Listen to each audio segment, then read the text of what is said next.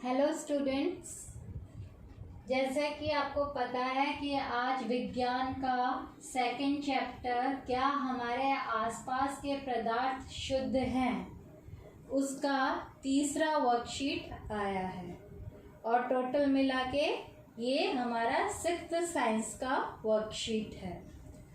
तो आज आपके वर्कशीट में निलंबन के बारे में दे रखा है और आज मैं निलंबन के बारे में बताऊंगी। उससे पहले मैंने पिछली क्लासेस में आपको मिश्रण क्या होता है, कितने प्रकार के होते हैं, इन सब के बारे में बताया था।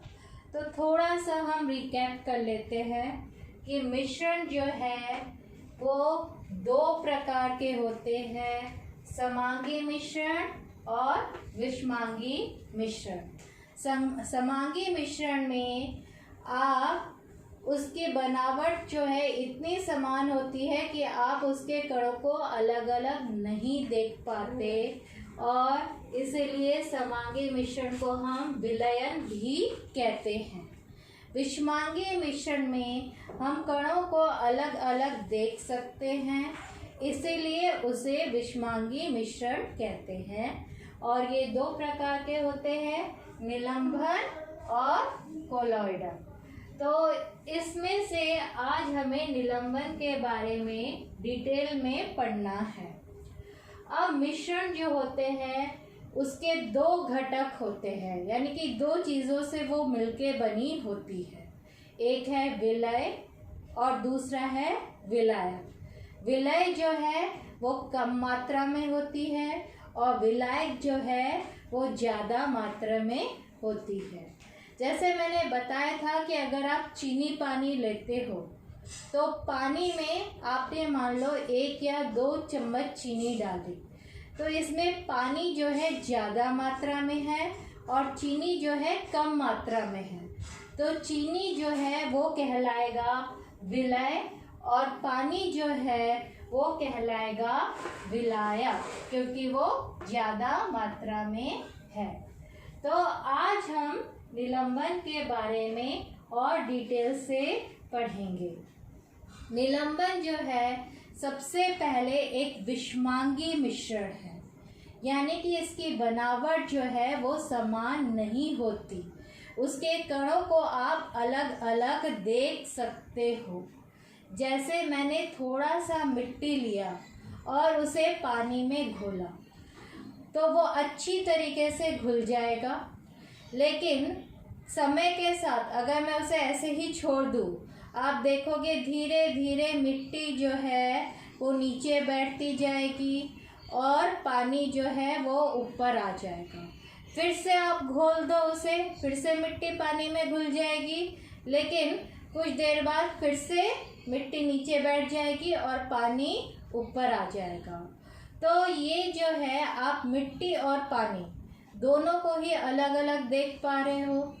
लेकिन अगर चीनी वाला पानी होता या नमक वाला पानी होता तो चीनी और नमक कभी भी नीचे नहीं बैठते और एक बारी आपने चीनी और नमक को पानी में घोल दिया तो फिर उसे अलग अलग उनके कणों को नहीं देख पाते थे। तो इसलिए वो विलयन कहलाता था। जबकि ये मिट्टी प्लस पानी ये हमारा निलंबन कहलाता है। तो निलंबन किसे कहते हैं?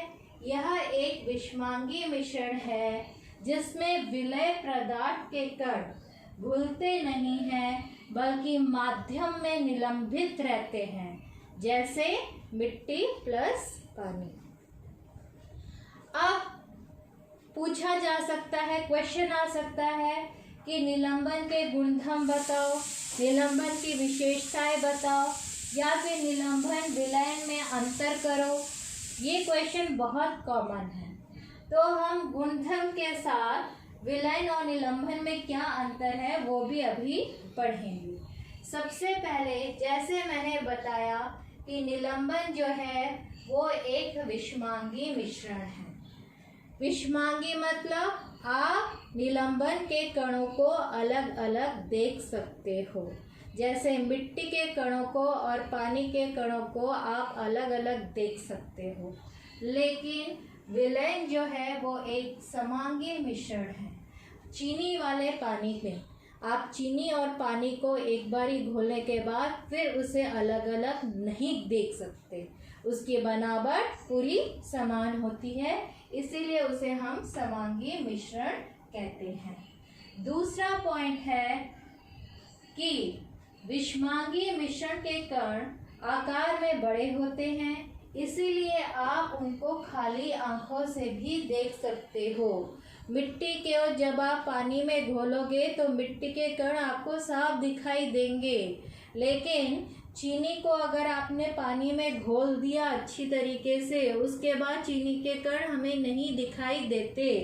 तो विलयन जो है उसके कणों को आप आंखों से नहीं देख सकते, क्योंकि इनका आकार काफ़ी छोटा होता है। मैंने बताया था लास्ट क्लास में कि उनका आकार 1 नैनोमीटर से भी छोटा होता है।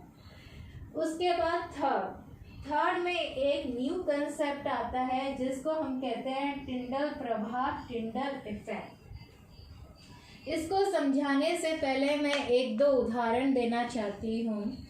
आपने देखा होगा कि आपके कमरे में अगर कोई रोशनदान है और उससे प्रकाश की एक किरण आ रही है, तो कभी कभी आपको जो हवा में जो धूल के कण होते हैं, उन कणों में आपको प्रकाश की किरण दिखाई देती है रूम में आते हुए, क्योंकि जो धूल के कण होते हैं वो इतने बड़े होते हैं कि वो प्रकाश के किरणों को फैलाते हैं, जिसकी वजह से प्रकाश के किरण का जो पाथ होता है उसको आप क्लियरली देख पाते हो।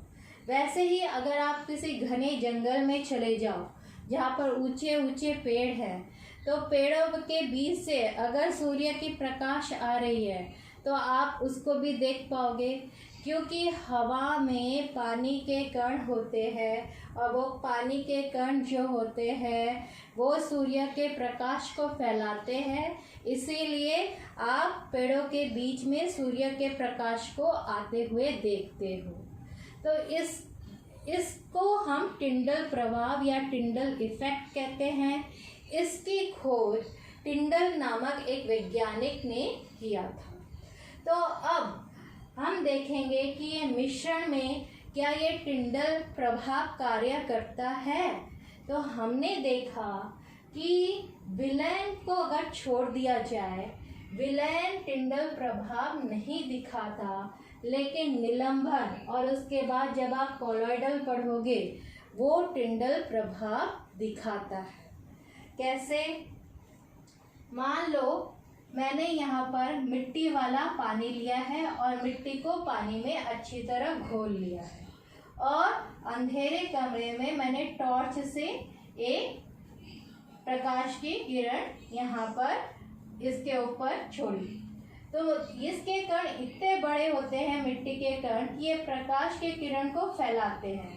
तो मुझे अंधेरे में इस ग्लास के अंदर से भी प्रकाश का किरण की रास्ता दिखाई देगा और ये सामने जाते हुए भी दिखाई देगा। लेकिन यही एक्सपेरिमेंट अगर मैं चीनी वाले पानी या नमक वाले पानी, जो कि विलयन के उदाहरण है, उनमें करूँ, तो मुझे ये प्रकाश का किरण इसके अंदर जाते हुए नहीं दिखाई देगा। तो निलंबन जो है वो टिंडल प्रभाव दिखाता है और विलयन जो है वो टिंडल प्रभाव नहीं दिखाता। तो हम इसे ऐसे कह सकते हैं कि निलंबित कण प्रकाश की किरण को फैला देते हैं, जिससे उसका मार्ग दृष्टिगोचर हो जाता है। दृष्टिगोचर मतलब दिखाई जाता है, जिसको हम टिंडल प्रभाव कहते हैं। उसके बाद है फोर्थ पॉइंट, निलंबन जो है वो अस्थाई होता है। अस्थाई का मतलब आप मिट्टी में पानी खोल दो, अच्छी तरह से घुल गया, उसके बाद आप उसे कुछ समय के लिए शांत छोड़ दो, तो आप देखोगे कि मिट्टी जो है कुछ समय बाद आके नीचे बैठ जाएगी और पानी ऊपर आ जाएगा। तो ये जो मिश्रण हमने बनाया था मिट्टी वाला पानी, ये अस्थाई है, ये हमेशा के लिए तो नहीं रहेगा, वैसे ही चौक का पाउडर लो, उसे भी पानी में मिला लो, वो सफ़ेद रंग का पानी तैयार हो जाएगा, लेकिन कुछ समय बाद चौक का पाउडर आके नीचे बैठ जाएगा। रेत वाला पानी ले लो, आटे को पानी में ले लो, आटे को पानी में घोलो तो आटा कुछ समय बाद क्या होगा, आके नीचे बैठ जाएगा। तो ये सारे के सारे अस्थायी होते हैं। लेकिन विलयन अगर हम लें तो विलयन जो होता है वो स्थायी होता है। शांत छोड़ने पर या 2-3 दिन भी छोड़ दो, फिर से चीनी और नमक पानी के नीचे आके नहीं बैठेगा। एक बारी आपने चीनी और नमक को पानी में मिला लिया तो वो हमेशा के लिए बन गया। आप उसे जितनी भी देर छोड़ दो, चीनी या नमक नीचे आके ग्लास में नहीं बैठेगा। इसीलिए विलयन जो होता है वो स्थायी होता है। उसके बाद 5वां डिफरेंस, निलंबन को हम बहुत आसानी से छानने की विधि से अलग कर सकते हैं। जैसे मैंने बताया था, फिल्टर पेपर होता है जिसको हम छानन पत्र कहते हैं, या कोई भी छन्नी जो है आपके पास, या फिर एक कपड़ा भी ले सकते हैं, उससे भी आप आसानी से निलंबन को, कणों को अलग कर सकते हैं। जैसे आप आटा को पानी में मिलाइए, 1 गिलास पानी में आपने 2-3 चम्मच आटे के डाल दिए। अब उसे छानन पत्र में अगर छानोगे तो आटा आपके छानन पत्र में आ जाएगा और पानी नीचे। वही मिट्टी वाले पानी में भी वही होगा, रेत वाले पानी में भी वही होगा, चौक वाले पानी में भी वही होगा।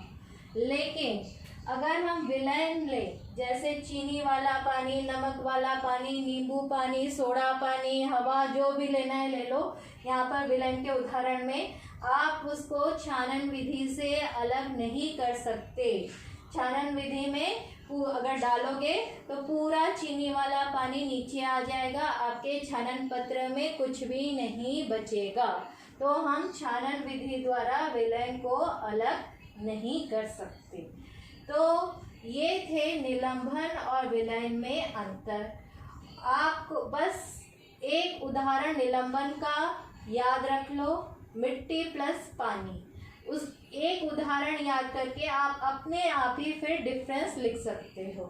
वैसे ही विलयन का भी एक उदाहरण याद कर लो, चीनी प्लस पानी या नमक प्लस पानी। और जैसे ही आप उसे याद रखोगे उदाहरण, आप उसके सारे पॉइंट्स अपने आप लिख सकते हो, क्योंकि इसको आप डेली लाइफ में करते हो। बस अब हमें उसे थोड़ा सा वैज्ञानिक भाषा में लिखना है।